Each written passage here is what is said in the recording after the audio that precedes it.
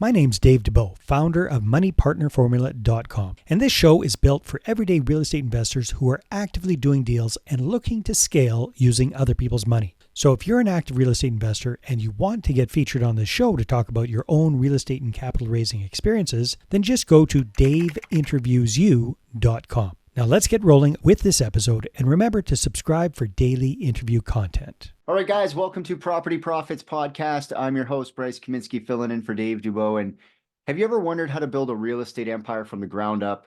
Today, we're diving into the journey of a seasoned investor who's mastered the art of wholesaling and passive cash flow. Get ready to unlock the secrets with my guest, Anthony Price, joining us from the heart of real estate action, St. Louis. Anthony, welcome to the show. Pleasure to have you here. Hey, thanks for having me. So, the first thing that always comes to my mind is St. Louis a market people should be looking at? Not to like come and eat your grass, but like some markets aren't cash flow positive. Are you investing cash flow in your St. Louis market? So since I'm in this market, I'll say absolutely not. Don't invest here. It's horrible. But I will say no. St. Louis is a lot like a Memphis. If anybody out there is familiar with the Memphis market, that's kind of St. Louis. St. Louis has some higher end areas, but it also has a lot of rental type locations. And the unique thing about St. Louis is it's very block by block in some areas. So you have to be careful with where you invest in, because it's not like maybe, I don't know, some other markets to where, you can comp out maybe a half a mile to a mile, and, things are pretty consistent. In St. Louis, especially in the inner part of St. Louis in the city, you have to really watch your blocks that you're on. So I've seen people come and go and get burned when they try to invest here, and they just don't know that nuance. Right. There are areas where you can just comp like normal and it's fine. But yeah, St. Louis is a great rental market and a great fix and flip market. It's really both. And that's why a lot of people invest, in that kind of like that Midwest Sun Belt area, kind of like where we are close by. So it's a great market. I do wholesaling here. I do rental property here. You can get some great cash flow. I've noticed over the years post, say after 2020 that a lot of it's getting a little harder to find those great deals. Before I used to only buy maybe a rental property if it got me 12 to maybe 14, 15% ROI. But now I've kind of had to go down to maybe 10% ROI, maybe even 8% ROI in some of the better areas that I like. But it's a great market. Nice. So this all is funded by the wholesaling. So tell me about how you got started in real estate. What got you excited, and then what led you to wholesaling? So I was excited because to get into wholesaling, it was back in 2012, and I just got laid off from another position, another job. Yeah. And it just, I was in my young 20s. I think I was 24 at the time. And I just, I could not just get my footing. I was out of college, a college dropout, just trying to make it. I was living at home with some relatives, just trying to find like just my way in life. And I just got laid off again from another job. And I just, I've got to get it together. I got to get it together. And one of my family members at that time was actually reminded me, hey, you always talked about real estate when you were younger. Why don't you think about real estate? And so I said, that's a great idea. Let me do that. So I got on YouTube and I started typing in how to be a real estate agent. So I went down that rabbit hole for a few days, and I thought about getting my license and, how great it was going to be to kind of be my own boss in that field. But then I tripped into wholesaling. On the right-hand side of those YouTube videos were like something, make $10,000 in 5 days or something. And I was just blown away. I was like, there's no way this is another scam. But something just said, you need to watch these videos. So I started watching those videos. And from there, it was just a long story short, it was just a 2-month process of just, devouring every video on real estate wholesaling that I could find. From what is wholesaling from start to finish, from what is an assignment contract, what is a double close, what is even, I didn't even know what a title company was. What does it do? How do I even talk to a title company? How do I talk to a seller? Just went down that rabbit hole. And luckily, I was able to get into wholesaling, got my first deal. And then, 11 years later, here I am. I have my own wholesaling business, my own rental portfolio, and I have a team of virtual assistants that help me run my day-to-day activities that free up my own time to do other things. So at what point did you decide that you needed to start making it a business? How many years into wholesaling where you're like, you know what, I could probably offload half of this stuff? To it was probably 2015 or 16 I started. So I was doing wholesaling for probably about 4 years. Mm-hmm. And about that 2015, 16, I noticed that I would be on the phones, and everyone has to do this when you get started, but I would be on the phones from 8 in the morning to 8 o'clock at night, Monday through Sunday, 8 o'clock in the morning to 8 o'clock at night. And it was hard. I mean, Monday through Monday, I wouldn't let a phone call slip by me if I could on the weekends. If it was Saturday morning and I got a phone call, I would answer it. If it was Saturday night and I was supposed to go out somewhere, I answered it. And I'm lucky I did, because I was able to get some great deals by answering those calls on the weekend. Mm-hmm. Mm-hmm.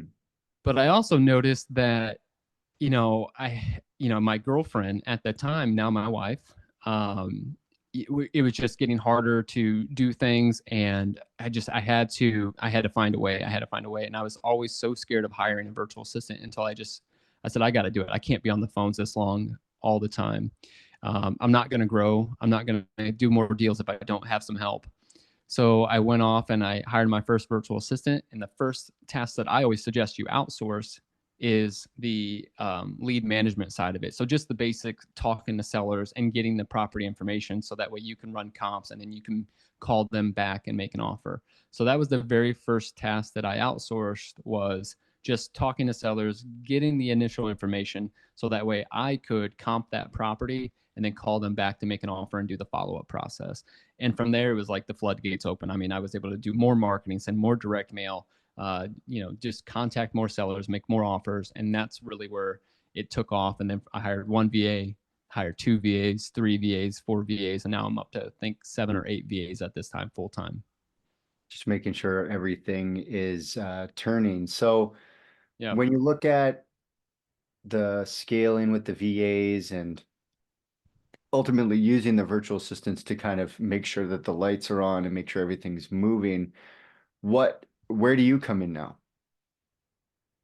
So my job right now is, and I'm still active, very active in my wholesaling operation. I mean, I'm still, selling deals, my own. I like to talk to buyers. I like to sell the properties. That's kind of one of my favorite things to do, is sell properties once we get them under contract. So I still am very involved, just not as involved on that front side of things, where it's talking to the sellers as they come in. I don't have to talk to all the tire kickers that I used to talk to every single day for years and years and years anymore. So that alone breaks up my time, and I'm able to focus on growing the business now. So now, doing more content, doing more networking with other investors, focusing on what other marketing strategies are the new hot thing right now. And that's a big thing that you have to keep up on. Marketing trends, what's hot last year isn't necessarily going to work this year. So, that takes up some of my time too. New regulations that come out. As we know, phone, anything that deals with phone got hit hard. So cold calling, texting, those are things that I have to keep up with, as well as new laws and regulations around real estate investors or wholesaling in general, as you know. So just focusing more now on growing the business instead of working in the business. That is the big thing I'm trying to do right now with the virtual assistants that I've hired. Yeah, especially because people are scaling these businesses up very much, not the same, but in similar ways. And, I always imagine what it's like to be the person on a prop stream list in 2024. Like someone pulls a Yeah. list and you're like, oh, you're a pre-foreclosure, or oh, you're a high equity pre-foreclosure, or Yeah. oh, da da da, right? And you end up on some list. Let's say I end up on some list. It's some inherited house. Their phone just must be going all day. People trying to buy the house until you sell it, and then maybe it stops like a month later after all those lists dissolve, because it must just be an inundation. So how do you differentiate yourself from the rest of the herd of the other 60 or 70 people calling this person this week? Well, once, I think I froze. So basically what makes, my operation a little bit different than everyone else is just the processes that I have. I'm very, very big in the processes. So, from when that lead comes in, I have a script that I have kind of honed over the last 11 years of, building rapport with the seller in the beginning of the call, letting them know what the process is, what they can expect from our team, what kind of information we're going to gather. And then at the end of that, I have, we're going to get the basic information about the property. We're going to get their timeline, their motivation, their price. And at the end of that call, we're going to let them know exactly what the next steps are going to be, such as maybe calling them back with an offer, or we might just make an offer there. So we are I am very, very big on follow-up. I believe follow-up is the key. If you're not doing follow-up, you're not going to do a lot of deals in this business. You have got to do a lot of follow-up and make a lot of phone calls. So something, again, I'm very big on is just the amount of follow-up we do on a monthly basis. So we probably touch, if a lead declines our offer, we probably touch them another 4 more times every month, pretty much until that lead either sells that property or tells us not to call back. So we'll call them, text them, email, call them, text them, email, anything we can do to just keep following up with our prospects. So I really believe, I truly believe that follow-up is one of my strengths. And that's really what sets us apart.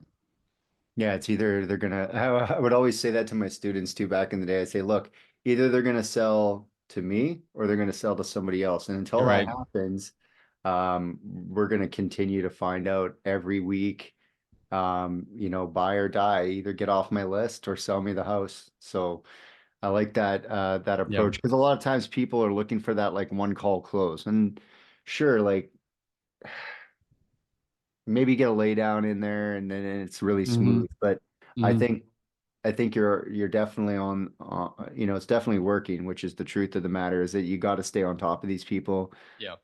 People's motivations change. You call them on a Saturday Yeah. and their paycheck came in a little short on a Friday and suddenly their tone is changing, or maybe they got a big paycheck on a Friday and now all of a sudden they're not selling. So like Mm-hmm. things change so rapidly on the like strike when the iron's hot. Well, it could be cooling off in 2 days or it could be heating up again. So you just got to stay on them. Now, how do Yeah. you balance managing your wholesale business and managing the rentals? Because you've started to parlay the money from wholesaling. You're like, okay, 50K, boom, put it on a property. 50K, Yeah. put it on a property. Are you using management companies? How does that work to, balancing two relatively active businesses? So yeah, again, on the front side, it's the virtual assistants that definitely help out. They help run all that, the bulk of the operation from talking to the sellers. And then on the other side of things, on the rental properties, I don't self-manage. Mm, I'd rather pay 8%, 10%, outsource it to a property manager, and let them deal with the tenants, toilets, and turnover. I don't want to be bogged down by that, 3 a.m. calls of a clogged toilet or whatever it is. I let the property manager run that. So I have a property manager that I pay 8 to 10% on my rental portfolio, and then they manage that for me on a monthly basis, which has been great. So that way I'm not dealing with, again, tenants, toilets, turnover, and all the daily grind that comes with having tenants and rental property. Just like in the wholesaling business, I have virtual assistants that deal with a lot of the tire kickers that call us that are just curious or that, are just fishing for offers that aren't really interested in selling a property. They can help kind of funnel the leads down so we can make offers on quality leads. And that helps me buy more rental property and then scale. So I can scale the wholesaling business now because of virtual assistants, and I can scale the mhm. rental properties because of a property manager, a good property manager. I mean, and always make sure you vet your property managers. I'm sure a lot of people out there, they know there's a lot of good ones and there's a lot of bad ones with property managers. So make sure you vet your property managers. But, I like to outsource things as much as I can within reason. Just because I do, even though I do this full time, I also want lifestyle. I have 3 little kids right now, and I like to spend time with them as much as I can. And I don't want to be, just bogged down with a lot of things to do. Right? It's all Yeah, about lifestyle. That's especially why we do this. yeah, do real estate, design your life. So when you Yeah. look at, uh, there's always challenges with wholesaling. Is there any particular challenging deal you encountered in your wholesaling journey, and how did you overcome that? Oh God, there's been a lot of challenging deals over 10 plus years, from title issues to tenants to sellers that try to change their mind last minute, to buyers not wanting to close, to buyers not giving you earnest money, to people ghosting you after you sign a contract. There's been a lot of stories. Recently, just having a tenant in the property and then that didn't want to move out, and a seller that wanted the tenants to move out of the property, but they just, they wouldn't for whatever reason. So we had to go to the sellers, go to the tenants, and organize kind of a cash for keys agreement where the tenants would move out if we gave them some upfront money. And then after they moved out of the property, we were able to start the closing process, take photos, put the property on a lockbox, market it to an end buyer, and wholesale that property. So, that's just one of the recent ones. Not too crazy, luckily. In that scenario, you just want to make sure it's a good deal. So that way you are given, in that scenario, we gave upfront money to the tenant for cash for keys so they could afford a new apartment right away. And so we just had to make sure, the title was clear, and we had a deal. But that would be the most recent one. Yeah, you don't want to. I've heard stories too of like putting the money cash for keys and the ghosting them and disappearing and stuff. So, Yeah. um, yeah, I mean, sometimes you got to go out on a limb a little bit, and if it's a good enough deal, you could probably correct the issue on the next one or even on that deal itself. So, Yeah. um, like you were talking about with the evolving regulatory landscape, how do you stay compliant? I mean, when you're talking marketing strategies, Yeah. to reach your leads? So, oh man, regulations, that could be a whole video on itself as far as what's going on. But because you have marketing regulations, and then you have just laws and regulations right around real estate investors and wholesalers and landlords. There's new things coming out every single year. So, but on the marketing side of things, it's just kind of keeping up to speed with what's working, what the new trend is. Every single year there's always a new hot thing, right? 2017, 18, it was RVMs, and then direct mail was hot. Bandit signs were hot back when I first started in 12, 13. Now, Everyone was, nothing. man, you saw them everywhere, right? So, Well, you still see them in some markets. yeah. That Do you you? have Yeah. to, like when I was in Cleveland in 2019, there's still tons. Yeah. Still all over the place, but I only used them to call those guys and get deals from them because Yeah. it wasn't that I still think homeowners were calling them because there were tons. There were Yeah. tons of them. And maybe a seminar went through town and said to do it, Yeah. like I don't know. But I, there were still lots. But I know what you mean. They're kind of depreciated. The new bandit sign is like a Facebook ad. Oh yeah, I remember being out at 3 a.m, with one of those bandit signs poles you used to make from scratch, or kind of, I think you could buy them on You buy Amazon. You one put too, them up, yeah. yeah, put them up high on a telephone pole. I used to get calls from, oh man, everybody, code enforcers, police officers. I even got a call from a mayor one time to take it down. I just got tired of dealing with all the bad stuff that comes with bandit signs. But that was 2012, 2013, 14 when those were hot. Yeah. And then you move into 2020 and it was texting was hot. And now we're starting to hear, Google AdWords is a cool new, kid on the block.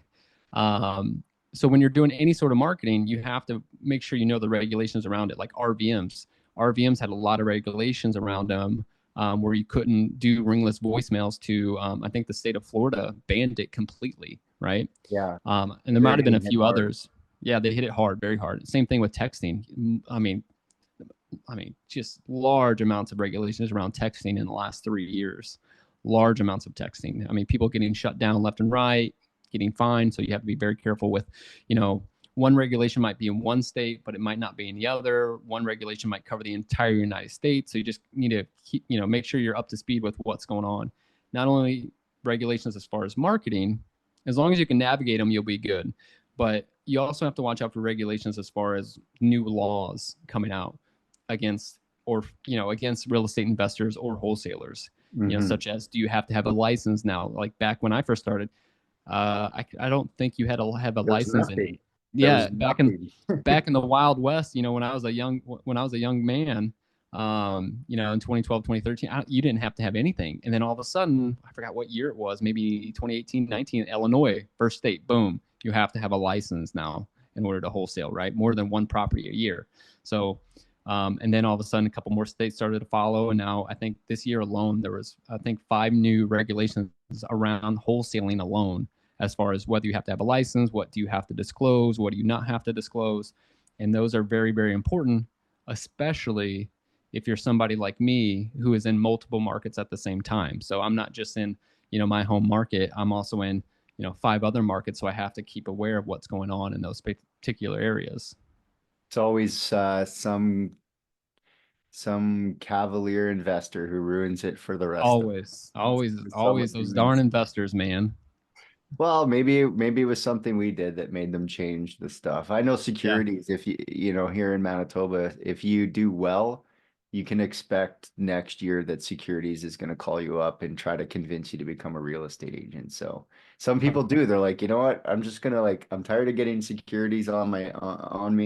I'm just gonna get a license, become a realtor, and keep doing the business that I'm doing, except now with a card carrying license. So, Yep. Yep. When you look at the the rental properties in the St. Louis area and where you're like doing your passive income generation, what's one of the, or maybe 1 or 2 things that are really important to you when buying rental property?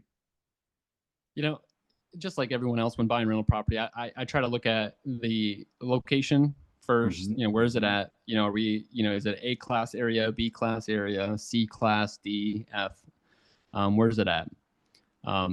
That way I can quickly say, I'm interested, I'm not. So if it's an area I buy in, then we'll look at, okay, what's the numbers? What's going on with the numbers? What's the repairs? Is it, a cosmetic rehab? It just needs paint and carpet. Is it kind of medium where it needs paint and carpet and maybe some updating in the kitchen and bathrooms, here and there? Is it a full on gut rehab? So we just run the numbers, try to see, what the rehab's going to be. See what we can run the rents, see what it can rent for, and then see what kind of ROI that could be, what kind of return I can get on my investment. Some people, kind of calculate appreciation and things like that. I look for, as long as it's in a good, decent area, like A, B class area, maybe upper C, and it cash flows well. Usually I'll take it. And if it's over 10% return on investment, cash on cash, that's a great return for me, especially in this area. Yeah, and one of the things too that's interesting about rental properties is it's like the C class area has got the cash flow, but you're balancing it. You're like, I'd like to have them all in the A class area, but Yeah, really the cash flow right. isn't super hot in the A zones, Yeah, exactly. You can't, it's like if you go in the A zone too much, you don't get enough cash flow. And if you go down in the D's, you can get some great, cheap houses, but temporary cash flow because you're yeah, gonna get your exactly. turnover, right? Yeah. You think you're getting great cash flow, but when those tenants, destroy the house or, somebody Water vandalizes bill, it. power bill, Yeah. turnover maintenance, our, resident, the tenancies branch, eviction proceedings, Yeah. garbage removal. Like you could Yeah. lose all your cash flow on one bad tenant in the C zone for sure. Totally. That's why I kind of, I like the good B class areas. It's not too high, not too low. I can get a nice 8 to maybe 12, 14% ROI, cash on cash. And that's great. Build that 3-year cash flow. tenant, hopefully at least 3 years, 4 years, Yeah. maybe. Yep. But yeah, every year in Perfect. the C zone, they're trading spaces like that TV show, Trading Spaces. Yeah. So, to kind of bring us to the top of the thing, what advice would you give to aspiring real estate investors looking to follow a similar path to yours? Yeah, I mean, I just got started by, I'm kind of analytical. It takes me, I'm a slow starter. It's because I have to study things before I really jump in, and that's just how I've always been. Right. I hate to make mistakes, and so that's good and bad. It just means you know, I know a lot of information, but I'm just slow to get things going. And so just knowing who you are and how you are processing information and how you are to get started. If you need a lot of information, I don't think that's a bad thing. People say, well, you need to just take action. I agree. You do need to take action, but you also need to feel comfortable in the process. if that's your personality. Some people might not care about that. You might be a D personality, have a dominant personality, and you're just a quick starter. Hey, go for it. Study a little bit, get started. Make some mistakes. But, but for me, I like to, study, figure out the process from start to finish. I think if you're just getting started in this, whether you're wholesaling, whether you're being a landlord, whether you're going to do fix and flips, understand the process from start to finish, maybe do some shadowing. When I first got started, I was almost like a glorified apprentice for another real estate investment company, a bigger one here in the area. And I shadowed under them for a good year before I went off on my own, just so I can understand the process and really see what is marketing, what is that, what is talking to sellers, what is making an offer. And that's all I did for a good solid year before I started my own business. I'm not saying that somebody should do that for a whole year. That's just, what I kind of fell into. But, study the process, take action, get started, maybe find someone else that's in your area that you can shadow, do a couple deals. When I got started wholesaling by myself, I remember I JV'd like crazy. I contacted a lot of other investors, a lot of other wholesalers in the area, asking if they needed help selling deals. And I had people approach me all the time that I just helped them sell their deals. And that's how I got started. And then eventually I got totally familiar with the process and just started finding your own. It was on from there. Awesome. So if people want to connect with you, they want to find out more, what should they do? How do they find you? So if you want to connect with me or learn more about wholesaling or investing, real estate investing, go to my website, anthonyprice.com. Bunch of free resources there. Just hit me up on the website. There you go. Well, I really appreciate your time, Anthony. I appreciate it. Thank you. All right. Until next time, guys, we'll catch you on the next episode. Hey there, I really hope you enjoyed that episode. And as always, if you want to listen to more daily interview content, make sure you subscribe. And if you're an active real estate investor and you're doing deals and you'd like to get featured on this show, then just head over to daveinterviewyou.com. Now at moneypartnerformula.com, we help real estate investors to create a process for predictably getting capital so they can do more deals without relying on hard money lenders or the banks. We do this by building them a private capital marketing system. Now, if you want help turning yourself into a big money capital attraction machine, then book a call with our team to see how we can help. Just visit moneypartnerformula.com to find out more. All right, take care, and we'll see you on the next interview.